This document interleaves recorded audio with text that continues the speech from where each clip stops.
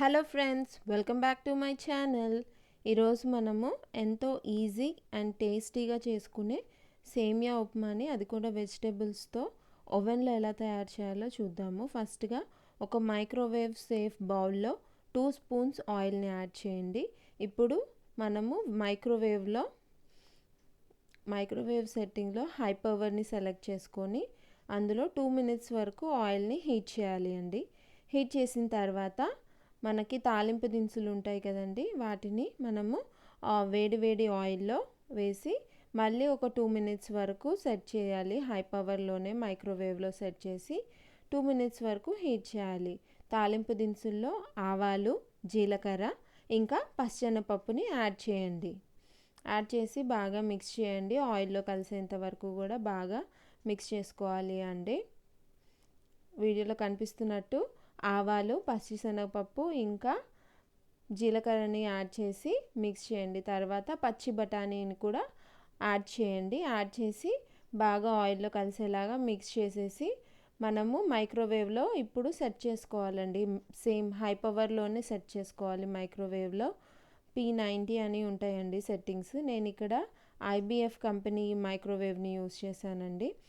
తాలింపు దినుసులు ఇంకా పచ్చి బఠానీ వేసి 4 మినిట్స్ వరకు కుక్ చేయాలి అండి. కుక్ చేసిన తర్వాత ఇలా చిన్నగా తరిగిన క్యారెట్ ముక్కల్ని యాడ్ చేయండి. యాడ్ చేసి బాగా ఆయిల్లో కలిసేలాగా మిక్స్ చేయండి.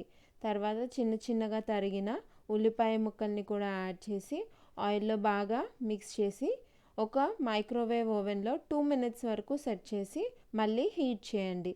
ఆ లోపల 2 మినిట్స్ సెట్ చేస్తాం కదండి, ఆ లోపల క్యారెట్ ముక్కలు ఇంకా ఆనియన్స్ కూడా బాగా మిక్స్ అయిపోతాయండి, బాగా కుక్ అయిపోతాయి.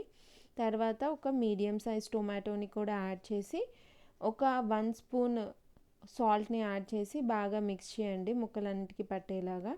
ఇప్పుడు మళ్ళీ మైక్రోవేవ్లో హై పవర్లో సెట్ చేసి 2 మినిట్స్ వరకు కుక్ చేయండి. తర్వాత తీసి అందులోనే 1 కప్ సేమియాని యాడ్ చేయండి.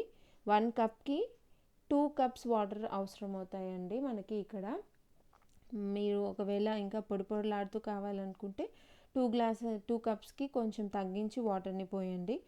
మిక్స్ చేసేసి వెజిటేబుల్స్ ఇంకా సేమియా అంతా బాగా కలిసేలాగా మిక్స్ చేయండి. సాల్ట్ని కూడా ఇదే టైంలోనే అడ్జస్ట్ చేసుకోండి మీరు కొంచెం టేస్ట్ చూసి.